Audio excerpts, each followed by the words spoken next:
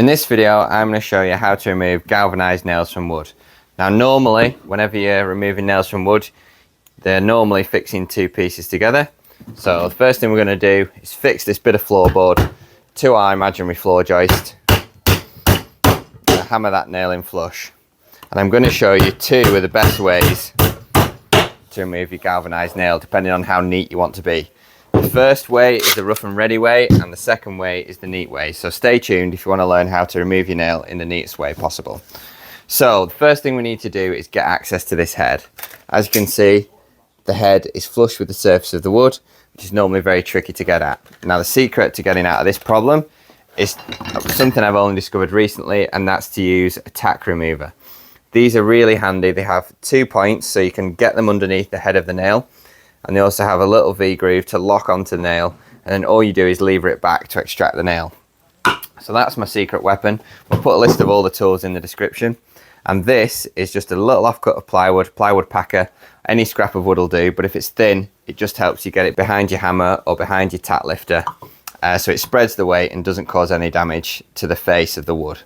Obviously, if we are trying to lift this nail out the way it came, we are going to have to get under it, so we are going to have to accept a certain amount of damage. Now, before we start removing a nail, we're going to think about safety. So always wear a pair of goggles in case the nail flicks out unexpectedly. And if we are hammering a hammer and we are making contact, sometimes if it's a particularly stubborn nail, you might be hammering a bar under, try and extract it. So ear defenders are a must. So let's get under this nail. So we take our tack remover, sort of want to get it just under the head of the nail. We don't want to go any more than necessary. We just want to make sure our tack remover is under that nail.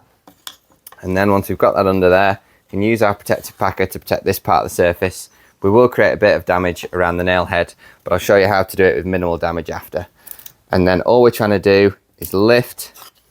You can see you run the risk whenever you use this technique of creating a little bit of damage, but try and keep it to a minimum. Lift that up just to expose the head of the nail. That's the hardest part on any nail extraction. As soon as you've got the head of the nail exposed, the rest is easy. So you have limited options then. You can use a bar or you can use a hammer. Again, this is where your piece of 1/4 inch plywood comes in, or your sacrificial scrap piece. Get your bar under your nail, and then I always like to use this technique, quick physics lesson. You want to try and get your nail as far into the bar as possible, into this V-groove. They're always chamfered, so this will actually bite into the steel on the galvanized nail. So get that in there, lever up. You want to be pushing that end in to keep the nail biting into the bar, and then you just want to pull back with your finger at the top, and your nail should just spring loose. And if you've done it all correctly, 9 times out of 10, your nail will actually stay in your bar, because you've kept the force on the nail at all times. What you don't want to do is let your bar slide back, slip out without the nail. And then I'm going to show you now the neat way to do it.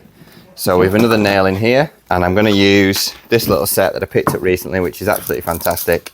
And it's a little punch set. This was a bit difficult to find because I found a lot of punches that were tapered, whereas these ones are smooth for about 1.5 inches, something like that. I just want to select a punch that's slightly narrower than the head of the nail, so it's not going to create any more damage as you punch it in. And all we're trying to do is punch this in. We're not trying to punch it right the way through. We're just trying to punch it through the majority of the floorboard or the trim. Sometimes I like to put a little mark on my punch just so I get the depth right. It doesn't need to be too critical. And then we just take a hammer, put your ear defenders on at this point, punch that in.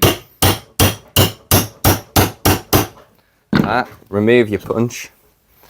And now what you can do if you're removing the floorboard or a piece of trim is you just need to lever it at the point the pin went in. So I always like to use a flat knife.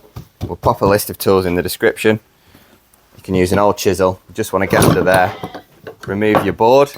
And because we didn't punch our nail head all the way through, we don't have the problem of it being flush with the surface. We can get our claw hammer on our galvanized nail.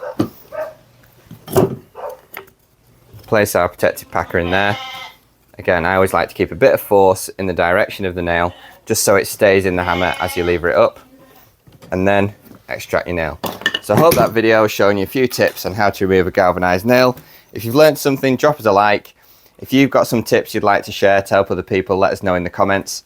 And if you want to be updated with more of our helpful, simple DIY videos, subscribe to the channel. Thanks for watching.